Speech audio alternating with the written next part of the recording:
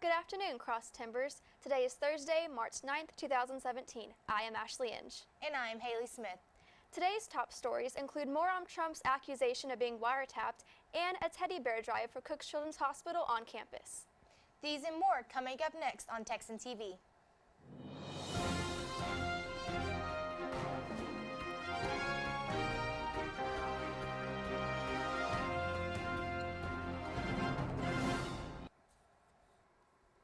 In campus news, a teddy bear drive for Cook Children's Hospital is underway on campus.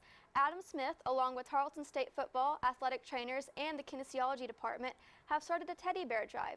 New toy teddy bears of all shapes, sizes, and colors are blessed during worship services and then delivered to medical center chaplains. These bears are given to patients who need encouragement or support after a painful procedure, during a lengthy hospital stay, or during difficult times. Chaplains tell children that this bear comes to you with love from people you have never met who are praying for you. Drop-off locations include the Tarleton Football Fieldhouse, the Champions Club inside Wisdom Gym, and room 171 of Wisdom Gym. The drive will run from now until March 31st, so please support the drive and donate. In local news, the Stephenville Empire Tribune reports that local rock country artist 35-year-old John Young's second album, Relic, is set to be released on Friday, March 10th. Young said the album is about the disposable nature of humanity. His first song on the album is exactly about that, titled Rubble and Relic. The album was recorded in just 2 weeks in the Larry Joe Taylor studio with Josh Serrato and Ben Hussey. With hopes of promoting buys on Friday, just yesterday he hosted a barbecue and a CD listening party for the 32-minute album, and he played a few songs from his Ashes of Dreams of Fire, which is his first album, and it was all free of charge. You can download Young's first album for $9.99 on his website at www.thejohnyoung.com. The second album will be available on iTunes, Amazon, Google, and Spotify. And now today's Texas, national, and international news from the Associated Press. A Texas woman is asking for $350 million in damages after alleging in a federal lawsuit that her civil rights were violated when she was wrongfully arrested in the wake of a deadly 2015 gun battle involving bikers at the Twin Peaks restaurant in Waco. According to the lawsuit, neither Morgan, English 32, nor her husband William belonged to any biker gangs, but were wrongfully identified as such by police. The suit said the couple was set to attend a meeting of several motorcycle clubs from around the state when they got caught in the shootout. Randall Cullinan, one of English attorneys, says English did not know anything about the animosity between the biker gangs. She did not have a weapon. She talked freely with police afterwards and told them everything. English and her husband were two of the 177 arrested and were each held on a $1 million bond. In national news, FBI Director James Comey said Wednesday that he plans to serve his entire 10-year term, even as controversy swirls over his attempt to rebuke President Donald Trump's claim that the Obama administration tapped his phones during the election. Comey said during a cybersecurity conference at Boston College that the county is, quote, stuck with me for another 6.5 years, end quote. Comey was appointed 3.5 years ago by the President Barack Obama. Controversy erupted last weekend after Trump tweeted a claim that Obama had tapped his phones at the Trump Tower during the election. Trump offered no evidence supporting his accusation. Comey asked the Justice Department to publicly reject the allegation as false. Though he said he has no plans for leaving the office early, Comey did not reference the wiretapping controversy during his speech to law enforcement officials and private sector business leaders. In international news, Germany's federal prosecutors say they are examining a WikiLeaks report suggesting that the Central Intelligence Agency used the U.S. consulate in Frankfurt as a base for covert hackers.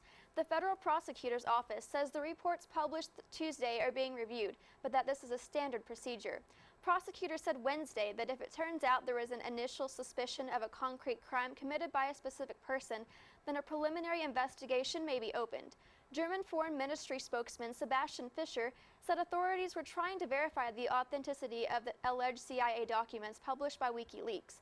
For more of today's national and international news, we turn to the AP News Minute. This is AP News Minute. The nation's leading hospital trade group is objecting to the Republican health care reform bill. The American Hospital Association says the GOP plan could jeopardize insurance coverage for millions of Americans. Transportation investigators in Biloxi, Mississippi are focusing on the crossing where a train hit a bus Tuesday, killing 4 people. That spot has a history of accidents dating back decades. A fire swept through the female section of a crowded children's shelter in Guatemala early Wednesday. More than 20 girls died, dozens more were hurt, and powerful winds were blamed for whipping up flames in a burning Detroit apartment building, killing 5 people. And nearby the Motor City, wind pushed a jet carrying the University of Michigan men's basketball team off a runway during takeoff. No players were hurt. Matt Small, The Associated Press, with AP News Minute. We now go to Caitlin Rivera with the latest on Tarleton sports. Reporting here from Cecil Vallow Complex in Stephenville, Texas, where our Tarleton baseball team is playing St. Mary's University behind me.